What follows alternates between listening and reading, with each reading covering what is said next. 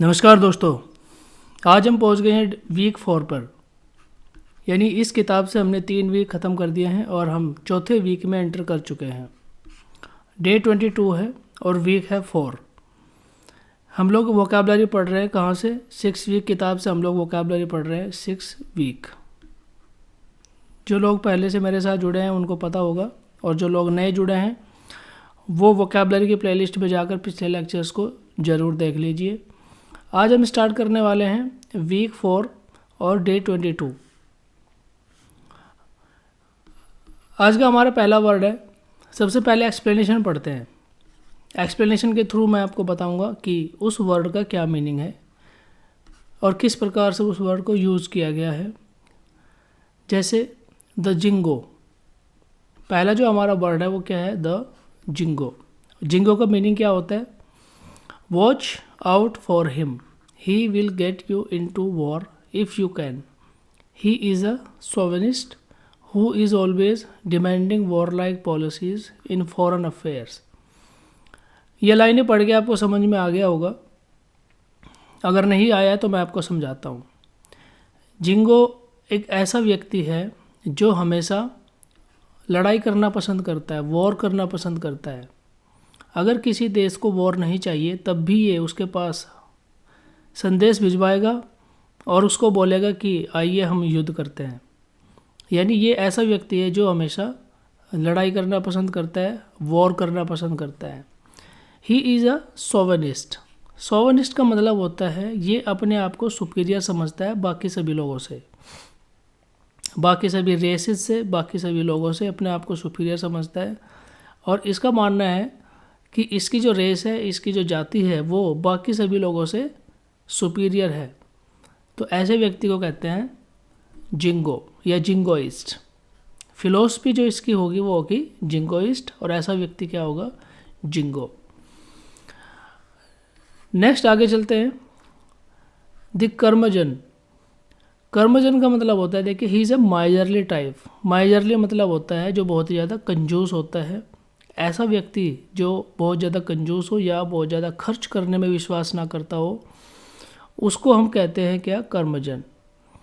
और ये क्या करेगा? जैसे माइजरली टाइप है, who hates to give a waiter a tip, यानी ये वेटर को टिप देने से भी कतराता है, नफरत करता है कि उसके पैसे खर्च हो जाएंगे। He is a churlish, ill mannered. Ill mannered है, उसको किसी भी प्रकार का मैनर नहीं है या बदतमीजी से बातें करना पसंद करता है। एंड जनरली ऑर्डनरी एज, ये ऐसा व्यक्ति है जो सोफेस्टिकेटेड नहीं है, लोगों से बात करने में मैनर नहीं है और पैसा खर्च करना बिल्कुल भी पसंद नहीं करता है। ऐसे व्यक्ति के लिए हम यूज़ करते हैं कौन सा word? Curmudgeon. Number 3, the hellion. देखिए, हेल से बना है ये वर्ड। हेल आपने पढ़ा होगा, क्या होता है? नरक। हेल होता है नरक, और उसी से बना है ये वर्ड क्या? हिलियंज। और हिलियंज का मतलब भी वही होता है कि these are folks who are given to devilry and bad deeds in general. यानी ऐसा व्यक्ति के लिए यूज़ किया गया है ये वर्ड जो क्या है? राउडी है। राउडी, राउडी मतलब कौन होता है? राउडी ऐसा व्यक्ति होता है जिसको कोई मैनर नहीं होता है और जो अपना अधिकार जताता है हर चीज़ के ऊपर। ठीक है, राउडी कह लीजिए या मिस्चीवियस पर्सन कह लीजिए। यानी जो गलती करेगा और गलती करके उसको मानेगा भी नहीं, लोगों पे दादागिरी जताएगा। ऐसे व्यक्ति को हम क्या कहेंगे? हिलियंज पर्सन। और यही यहाँ पर दिया गया है। जैसे ये एग्जाम्पल हम पढ़ते हैं, our man are determined, our man are determined that his hellions will never again crash their lines. ठीक है, को किसने बोली ये बात? रोनी वार्निंग ने। इसका देखे क्या मतलब है? इसका ये मतलब है कि जो राउडी आदमी होता है, जो मिस्चीवियस पर्सन होता है, वो हमेशा डिसिप्लिन को तोड़कर कोई भी गलत काम करता है और उसको फिर मानता भी नहीं है। यानी अपनी दादागिरी चलाता है हमेशा।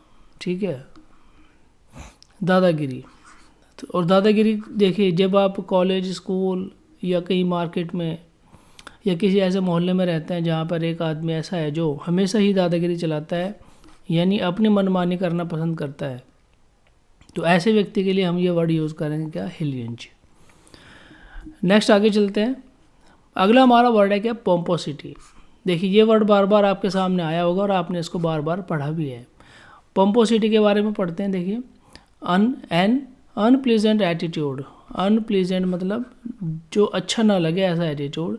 This of pride and self importance, self importance रखता है ये व्यक्ति। Pompous individuals have an affected dignity and bearing.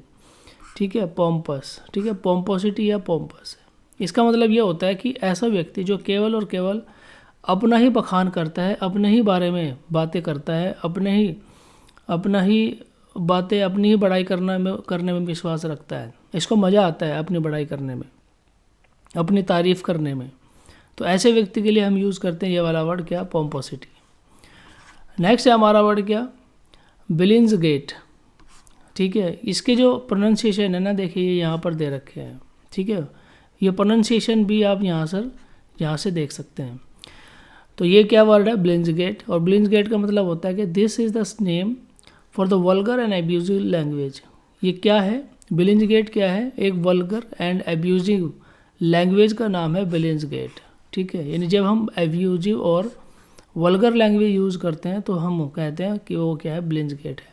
That cause people use when they are quarrelling as, यानी दो लोग अगर आपस में लड़ रहे हैं, ठीक है, ए है बी है, दो लोग आप अगर आपस में लड़ रहे हैं तो ये जिस भाषा का आपस में इस्तेमाल करेंगे लड़ते समय, ठीक है, एक दूसरे को गाली देंगे, एक दूसरे को बुरे भले शब्द कहेंगे, एक दूसरे पर आरोप लगाएंगे।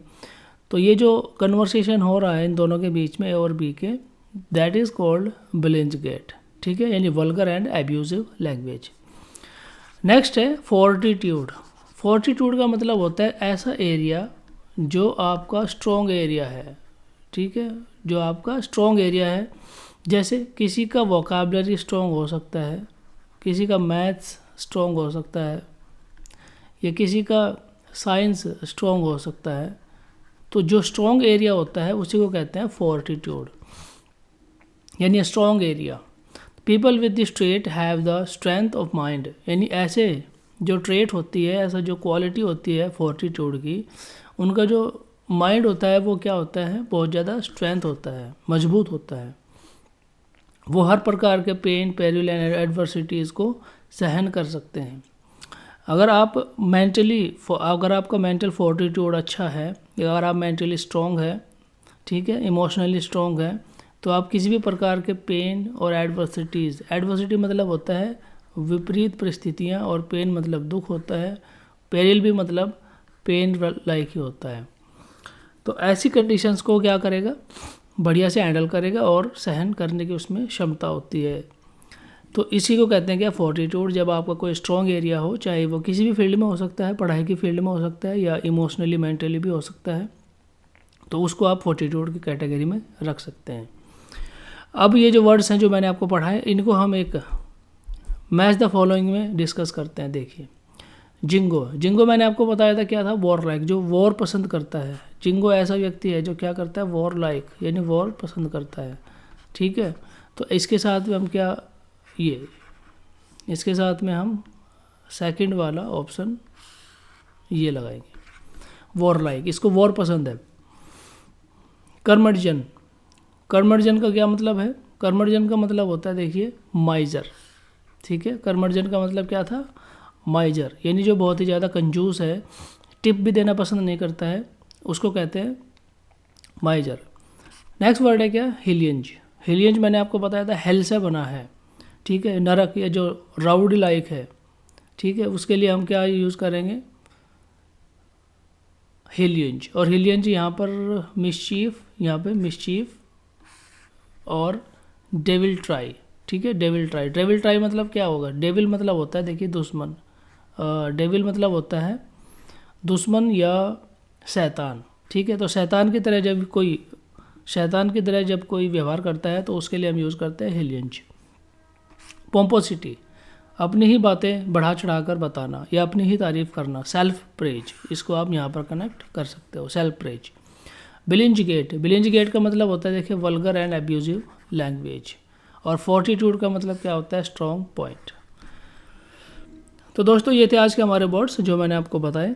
मुझे उम्मीद है कि आप इसी प्रकार से अपनी तैयारी, अपनी प्रिपरेशन आगे बढ़ा रहे होंगे और बढ़ाने की कोशिश कर रहे होंगे। आज के इस वीडियो में फ़िलहाल इतना ही है। वीडियो देखने के लिए धन्यवाद। जय हिंद।